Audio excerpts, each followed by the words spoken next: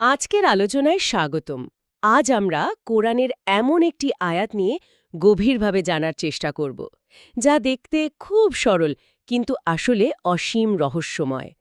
আয়াতটি হল সূরা আল ইমরানের প্রথম আয়াত।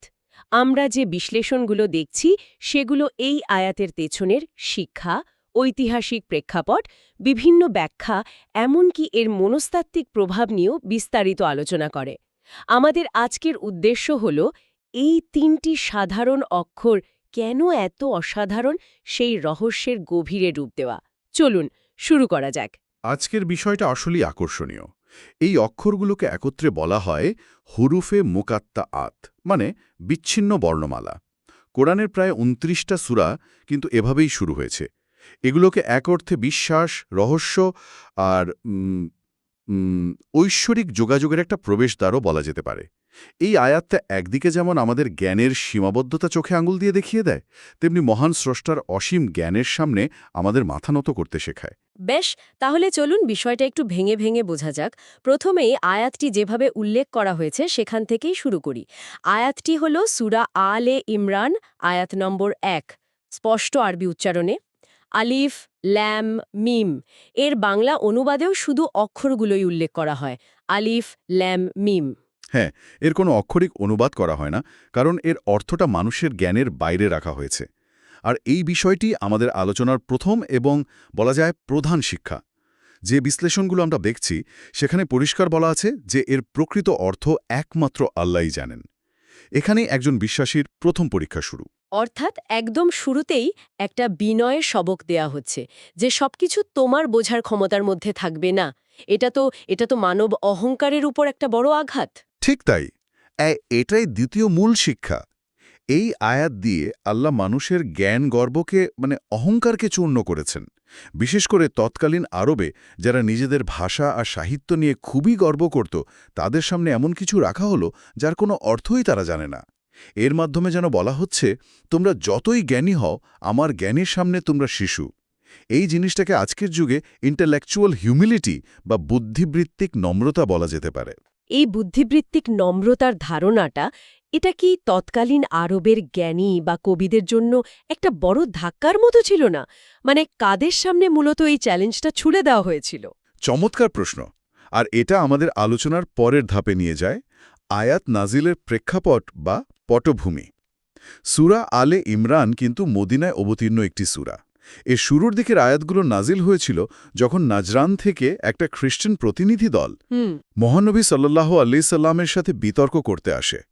তারা নিজেদের ধর্মগ্রন্থ আর জ্ঞান নিয়ে বেশ আত্মবিশ্বাসী ছিল।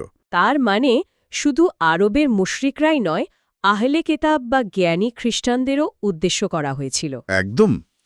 এই অক্ষরগুলো ব্যবহার করে আল্লাহ যেন উভয় পক্ষকেই একটা নীরব কিন্তু খুব শক্তিশালী চ্যালেঞ্জ ছুড়ে দিয়েছিলেন। চ্যালেঞ্জটা ছিল অনেকটা এরকম, এই কিতাব তোমাদেরই ব্যবহৃত বর্ণমালা আলিফ, লাম, মিম দিয়েই লেখা।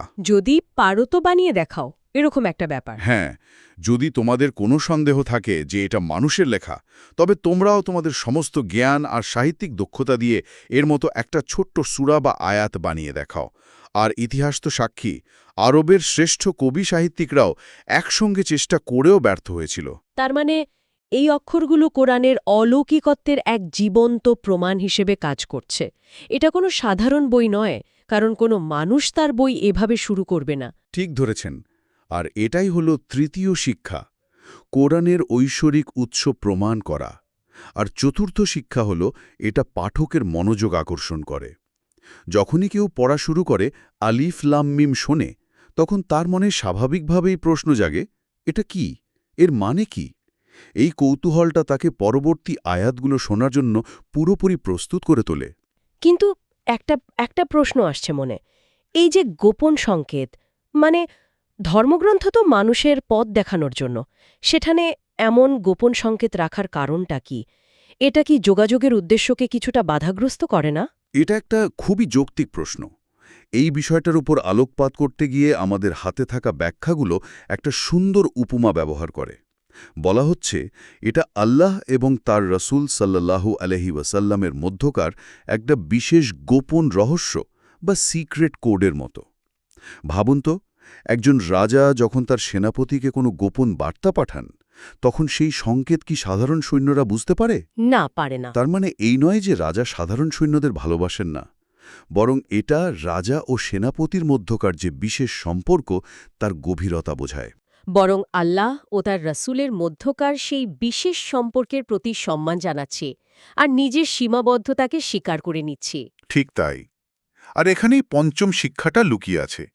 একজন বিশ্বাসীর কাজ হল যা সে বোঝে তা যুক্তি দিয়ে মেনে চলা, আর যা সে বোঝে না, যেমন এই আয়াত, তা আল্লাহর উপর পূর্ণ বিশ্বাস আর আস্থা রেখে অর্পণ করা। জ্ঞানের যেখানে শেষ, বিশ্বাসের সেখান থেকেই তো শুরু। এই রহস্যময়তার বিষয়টা সহজে বোঝার জন্য আমাদের হাতে থাকা বিশ্লেষণে কিছু বাস্তব জীবনের উদাহরণ দেওয়া হয়েছে। ওগুলো আমার কাছে খুব শক্তিশালী মনে হয়েছে, বিশেষ করে পাসওয়ার্ডের উদাহরণটা। হ্যাঁ, এই উপমাগুলো বিষয়টি বুঝতে খুব সাহায্য করে। আমরা যেমন ধরুন ওয়াইফাই বা ব্যাংকিংয়ের জন্য একটা জটিল পাসওয়ার্ড ব্যবহার করি, যেটা শুধু আমি আর সিস্টেম জানি। অন্য যে কোনো মানুষের কাছে ওটা অর্থহীন কিছু বর্ণ বা সংখ্যার সারি, কিন্তু এর ভেতরেই লুকিয়ে আছে আমার অ্যাকাউন্টের নিরাপত্তা আর প্রবেশের চাবিকাঠি। আলিফ লাম মিমও যেন আল্লাহ এবং তার বাণীর মধ্যেকার একটা আধ্যাত্মিক পাসওয়ার্ড। ব্যাপারটা ভাবলেই অন্যরকম লাগে। বাহ, আপনি খুব সুন্দরভাবে ব্যাখ্যা করলেন। আধ্যাত্মিক পাসওয়ার্ড, এই উপমাটা একদম সঠিক। এরপরই আসে শিক্ষকের সংকেতের উদাহরণ। ক্লাসে একজন ভালো শিক্ষক যখন কোনো গুরুত্বপূর্ণ বিষয় শুরু করার আগে বোর্ডে একটা বিশেষ চিহ্ন আঁকেন বা একটি অদ্ভুত শব্দ করেন, তখন কি হয়? সব ছাত্রছাত্রীর মনোযোগ সঙ্গে সঙ্গে তার দিকে চলে যায়। সবার মধ্যে একটা কৌতূহল তৈরি হয় যে এখন নিশ্চয়ই বিশেষ কিছু বলা হবে। ঠিক তাই, আল্লাহ এই অক্ষরগুলো দিয়ে আমাদের মনোযোগ আর কৌতূহলকে সর্বোচ্চ পর্যায়ে নিয়ে যান, যাতে এরপর যে আয়াতগুলো আসবে তা আমরা গভীর মনোযোগ দিয়ে শুনি। আর তৃতীয় উদাহরণটিও ঠিক এই বিশ্বাস আর মনোযোগের ওপর ভিত্তি করেই দাঁড়িয়ে আছে। চিকিৎসকের প্রেসক্রিপশনের উদাহরণটা, তাই না? একদম। ডাক্তার যখন প্রেসক্রিপশনে আরএক্স বা অন্য কোনো সাংকেতিক ভাষায় কিছু লেখেন, রোগী কিন্তু তার অর্থ নিয়ে প্রশ্ন করে না। সে এটা বিশ্বাস করে যে ডাক্তার যা লিখেছেন তার মধ্যেই আরোগ্য আছে, এবং সে অক্ষরে অক্ষরে তা পালন করে। একইভাবে আমরা আলিফ লাম মিমের অর্থ না বুঝলেও পূর্ণ বিশ্বাস রাখি যে এটা মহান স্রষ্টার বাণী এবং এর মধ্যে আমাদের জন্য অশেষ কল্যাণ রয়েছে। এই বিশ্বাসটাই এখানে মূল। আর সবচেয়ে অবাক করার মতো বিষয়, এর একটা মনস্তাত্ত্বিক বিশ্লেষণও দেয়া হয়েছে। এটা কিভাবে কাজ করে, মানে কয়েকটি অক্ষর আমাদের মনকে এতটা প্রভাবিত করতে পারে? পারে, এবং খুব গভীরভাবে পারে। এখানে কগনিটিভ সাইকোলজি বা জ্ঞানীয় মনোবিজ্ঞানের দারুণ কিছু দিক তুলে ধরা হয়েছে। প্রথমটি হল অ্যাটেনশন ক্যাপচার বা মনোযোগ আকর্ষণ। মনোবিজ্ঞান বলে মানুষের মস্তিষ্ক পরিচিত ছকের বাইরে কিছু দেখলে বা শুনলে সঙ্গে সঙ্গে সতর্ক বা অ্যালার্ট হয়ে যায়। একটা বই যখন শুরুই হচ্ছে এমন কিছু দিয়ে যার কোনো আবিধানিক অর্থ নেই, তখন পাঠকের মস্তিষ্ক তার সমস্ত মনোযোগ সেদিকে কেন্দ্রীভূত করে। ভাবা যায় এটা তো তাহলে এক ধরনের কগনিটিভ রিসেট বাটনের মতো কাজ করছে। পড়ার শুরুতে অন্য যা কিছুই ভাবি না কেন, আলিফ লাম মিম শোনার সাথে সাথে মন পুরোপুরি কোরআনের দিকে নিবিষ্ট হয়ে যাচ্ছে। ১৪০০ বছর আগে এমন একটা মনস্তাত্ত্বিক কৌশল ব্যবহার করা হয়েছে যা আজকের কগনিটিভ সাইকোলজি আমাদের ব্যাখ্যা করছে। এটা সত্যি অবাক করার মতো। এবং দ্বিতীয় মনস্তাত্ত্বিক প্রভাবটি হল সেই ইন্টেলেকচুয়াল হিউমিলিটি বা বুদ্ধিবৃত্তিক নম্রতা, যা আমরা আগে আলোচনা করেছি। মনোবিজ্ঞানীরা বলেন শেখার প্রথম শর্তই হল এটা মেনে নেওয়া যে আমি জানি না। যখন একজন পাঠক, সে যত বড় জ্ঞানীই হোক না কেন, এই অক্ষরগুলোর সামনে এসে নিজের অজ্ঞতাকে স্বীকার করে নেয়, তখন তার মন শেখার জন্য সবচেয়ে উর্বর অবস্থায় থাকে। অহংকার জ্ঞানের দরজা বন্ধ করে দেয়, আর এই আয়াত সেই দরজা খুলে দেয়।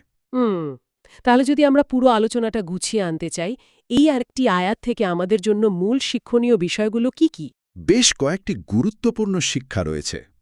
প্রথমত, সবকিছু যুক্তিতে মিলতে হবে এই ধারণা থেকে বেরিয়ে আসতে হবে।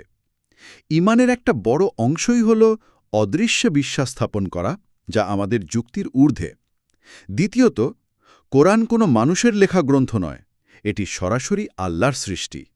এই অক্ষরগুলোই তার এক বড় প্রমাণ, কারণ কোনো মানুষ এভাবে তার লেখা শুরু করে না। এবং তৃতীয়ত, আমাদের জ্ঞানের পরিধি যে অত্যন্ত সীমিত আর আল্লাহর জ্ঞান যে মহাসমুদ্রের মতো অসীম, সেই চরম সত্যকে মেনে নেওয়া। ঠিক। আর চতুর্থ শিক্ষা হল কোরআন পড়ার আগে মনকে প্রস্তুত করা, বিনয়ী হওয়া এবং এই মানসিকতা নিয়ে বসা যে, হে আল্লাহ, আমি কিছুই জানি না, আপনি আমাকে শেখান। এই নম্রতা ছাড়া কোরআনের গভীর জ্ঞান লাভ করা প্রায় অসম্ভব। আর সবশেষে একটা দারুণ ব্যাপার আছে যা বিশ্বাসকে আরও মধুর করে তোলে। সেটা কি? মহানবী সাল্লাল্লাহু আলাইহি সাল্লাম বলেছেন, কোরআনের প্রতিটি অক্ষর তেলাওয়াত করার জন্য 10টি করে নেকি বা পুণ্য রয়েছে। তিনি আরও বলেন, আমি বলি না যে আলিফ লাম মিম একটি অক্ষর, বরং আলিফ একটি অক্ষর, লাম একটি অক্ষর এবং মিম একটি অক্ষর। তার মানে এই আয়াতের অর্থ না বুঝেও শুধু আল্লাহর প্রতি বিশ্বাস আর ভালোবাসা থেকে এটি পাঠ করলে পাঠক মোট 30টি নেকি অর্জন করছেন। অর্থাৎ এখানে আত্মসমর্পণ এবং বিশ্বাসের জন্যও পুরস্কার রয়েছে। সত্যি অসাধারণ। আমরা মাত্র 3টি অক্ষর দিয়ে আলোচনা শুরু করেছিলাম, আর সেখান থেকে বেরিয়ে এলো এক ঐশ্বরিক চ্যালেঞ্জ, একটা গোপন সংকেত, বিনয়ের শিক্ষা আর মনোযোগ আকর্ষণের এক আধুনিক মনস্তাত্ত্বিক কৌশল। একটা আয়াত যে এতগুলো গভীর স্তর ধারণ করতে পারে তা অভাবনীয়। একদম ঠিক।